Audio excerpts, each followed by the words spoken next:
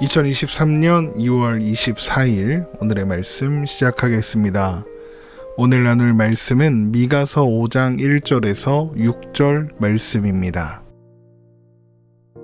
딸 군대여 너는 때를 모을지어다. 그들이 우리를 애워쌌으니 막대기로 이스라엘 재판자의 뺨을 치리로다. 베들레헴 에브라다야 너는 유다 족속 중에 작을지라도 이스라엘을 다스릴 자가 내게서 내게로 나올 것이라. 그의 근본은 상고의 영원에 있느니라. 그러므로 여인이 해산하기까지 그들을 붙여 두시겠고 그 후에는 그의 형제 가운데의 남은 자가 이스라엘 자손에게로 돌아오리니 그가 여호와의 능력과 그의 하나님 여호와의 이름의 위엄을 의지하고 서서 목축하니 그들이 거주할 것이라. 이제 그가 창대하여 땅끝까지 미치리라. 이 사람은 평강이 될 것이라. 아수르 사람이 우리 땅에 들어와서 우리 궁들을 밟을 때에는 우리가 7 목자와 8 군왕을 일으켜 그를 치리니 그들이 칼로 아수르 땅을 황폐하게 하며 니므로 땅 어귀를 황폐하게 하리라. 아수르 사람이 우리 땅에 들어와서 우리 지경을 밟을 때에는 그가 우리를 그에게서 건져내리라. 아멘. 하나님은 하나님의 백성들의 구원과 회복을 선포하시면서 하나님께서 그들에게 허락하신 환난으로 인해 그들을 비웃고 조롱하던 이방인들 또한 심판하실 것이다 라고 말씀하십니다.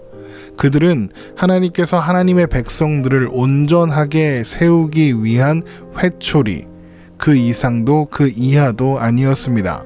하나님께서 허락하지 않으셨다면 그들은 하나님의 백성들을 건드릴 수조차 없었을 것입니다.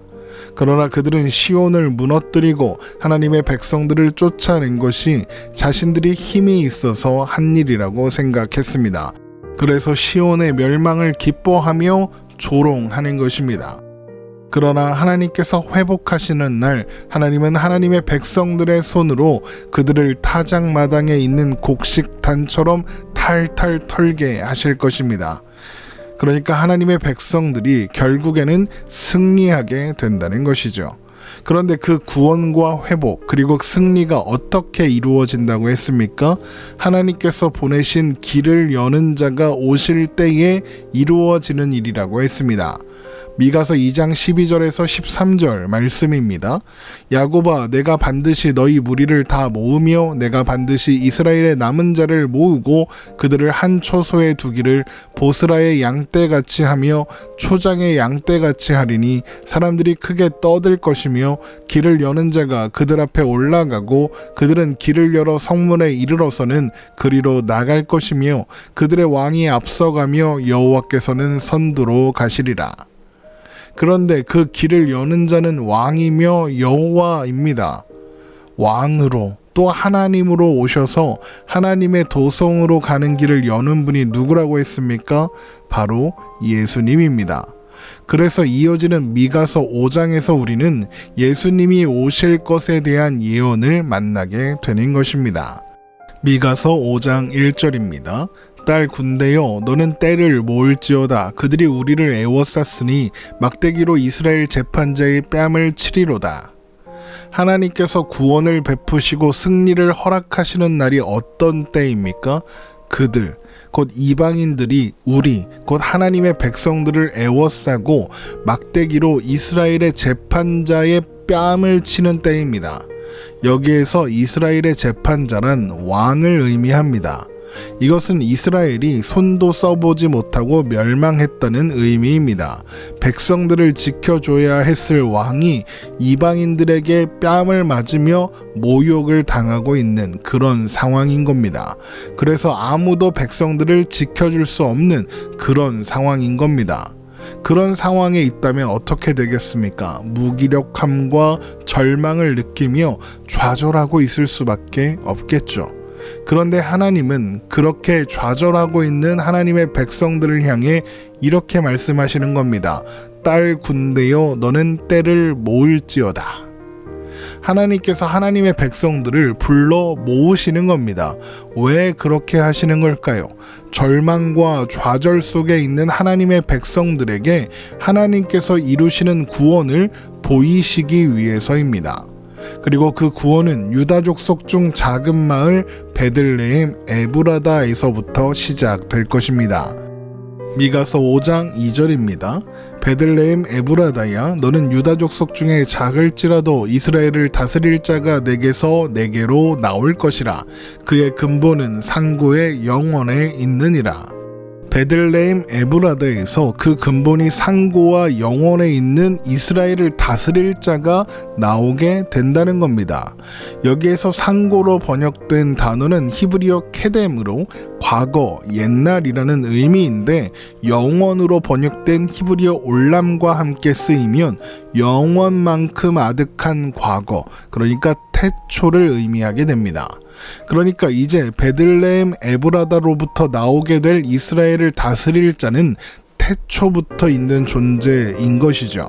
이것은 또한 하나님의 구원 계획이 태초부터 계획되어 있었던 일이다라는 의미가 되는 겁니다. 그래서 성경이 하나님께서 창세전부터 우리를 예정하셨다, 선택하셨다라고 말씀하고 있는 겁니다. 에베소서 1장 4절입니다. 곧 창세전에 그리스도 안에서 우리를 택하사 우리로 사랑 안에서 그 앞에 거룩하고 흠이 없게 하시려고. 그런데 창세전에 어디에서 우리를 택하셨다고 합니까? 그리스도 안에서입니다. 태초부터 계셨으며 이제 베들레헴 에브라다에서 나오게 될 이스라엘을 다스릴 자는, 그러니까 그리스도 곧 메시아인 겁니다. 그가 누구시죠? 우리 모두가 알고 있는 것처럼 예수 그리스도, 예수님입니다. 그때까지, 여인이 그리스도를 해산할 때까지 하나님의 백성들은 원수들에게 고통을 당하게 될 겁니다. 그러나 이 고통은 절망과 좌절일 수는 없습니다. 왜냐하면 고통의 시간 동안 하나님의 철저한 계획 안에 제한되어 있으며, 그 끝에는 하나님께서 선택하신 남은 자들이 돌아오는 구원과 회복이 기다리고 있기 때문입니다. 미가서 5장 3절입니다. 그러므로 여인이 해산하기까지 그들을 붙여두시겠고 그 후에는 그의 형제 가운데의 남은 자가 이스라엘 자손에게로 돌아오리니. 여기에서 해산하는 여인은 미가서 4장 10절에서 하나님의 구원과 속량을 해산하는 여인처럼 힘들여 낳는 그 시온을 가리키는 것입니다. 미가서 4장 10절 말씀입니다. 딸 시온이여, 해산하는 여인처럼 힘들여 낳을지어다. 이제 내가 성읍에서 나가서 들에 거주하며 또 바벨론까지 이르러 거기서 구원을 얻으리니 여호와께서 거기서 너를 내 원수들의 손에서 속량하여 내시리라. 물론 해산하는 여인은 복중에 예수님을 잉태하고 해산했던 마리아를 가리키는 것이기도 합니다. 하지만 마리아는 예수님께서 성육신 하시는 통로일 뿐 예수님이 나오는 근원이거나 구원의 근원이 될 수는 없습니다. 구원의 근원은 상고와 영원에 있고 구원의 근원은 그래서 오직 하나님뿐이시니까요. 그렇기 때문에 하나님께서 계시는 곳, 그래서 하나님의 말씀이 나오는 시온에서 메시아가 나온다, 메시아가 해산된다라고 하는 것입니다. 미가서 4장 2절 말씀입니다.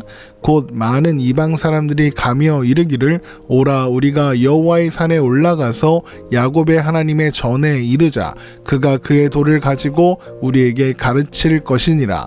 우리가 그의 길로 행하리라 하리니 이는 율법이 시온에서부터 나올 것이요 여호와의 말씀이 예루살렘에서부터 나올 것임이라.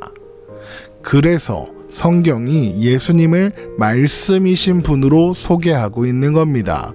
요한복음 1장 1절입니다. 태초에 말씀이 계시니라. 이 말씀이 하나님과 함께 계셨으니 이 말씀은 곧 하나님이시니라. 태초부터 시작된 하나님의 계획을 따라 이 땅에 오신 메시아, 그분이 바로 예수 그리스도이신 거죠. 그분은 이제 흩어져 있는 하나님의 남은 자들을 모아 그 앞에 하나님의 능력과 위엄을 의지하고 굳게 서서 남은 자들을 목축하실 것입니다. 미가서 5장 4절입니다. 그가 여호와의 능력과 그의 하나님 여호와의 이름의 위엄을 의지하고 서서 목축하니 그들이 거주할 것이라. 이제 그가 창대하여 땅끝까지 미치리라. 메시아가 목축하는 사람, 그러니까 목자라는 겁니다. 메시아께서 목자가 양떼를 먹이고 보살피는 것처럼 하나님의 남은 자들을 먹이고 보살핀다는 겁니다. 그러므로 그분은 하나님의 백성들의 평강이 되셔서 안전하게 보호하시는 분이다라는 것이죠. 미가서 5장 5절에서 6절 말씀입니다.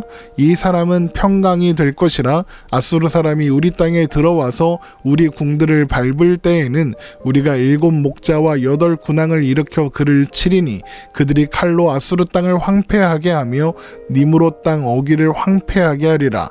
아수르 사람이 우리 땅에 들어와서 우리 지경을 밟을 때에는 그가 우리를 그에게서 건져내리라. 여기에서 아수르는 단순히 미가 선지자가 활동하던 당시에 북이스라엘을 멸망시키고 남유다를 괴롭혔던 그 아수르를 가리키는 것이 아닙니다. 여기에서 아수르는 하나님의 백성들을 괴롭히는 세상 나라의 대표로서 나오고 있는 겁니다. 아수르는 미가 선지자가 활동하던 당시에 가장 강력한 이스라엘의 대적이었거든요. 그러니까 여기서 아수르는 요한계시록에서 세상의 힘과 원리와 가치를 바벨론이라는 나라로 묘사하는 것과 같은 맥락에서 등장하고 있는 겁니다. 결국 이 말씀이 말하고자 하는 것은 세상의 권세가 아무리 강하게 하나님의 백성들을 괴롭힌다 해도 하나님께서 보내신 메시아 왕이 보호하시고 안위하실 것이다 라는 선포인 겁니다. 요한복음 16장 33절입니다. 이것을 너희에게 이르는 것은 너희로 내 안에서 평안을 누리게 하려 함이라. 세상에서는 너희가 환난을 당하나 담대하라. 내가 세상을 이기었노라. 그러니까 미가서 5장은 결국 오실 메시아 예수 그리스도를 예언하고 있으며 그분께서 이 땅에 오셔서 하신 일, 목자가 되사 자기 양떼를 보살피시되 죽기까지 보살피신 일과 이제 다시 오셔서 이루실 완전한 승리의 순간까지 모두를 예언하고 있는 것입니다. 그런데 미가 선지자와 미가 선지자의 선포를 들었을 당시의 사람들에게 이 모든 말씀은 예언이었고 그림자였지만 오늘을 사는 우리에게 이 예언은 이미 성취된 실체입니다.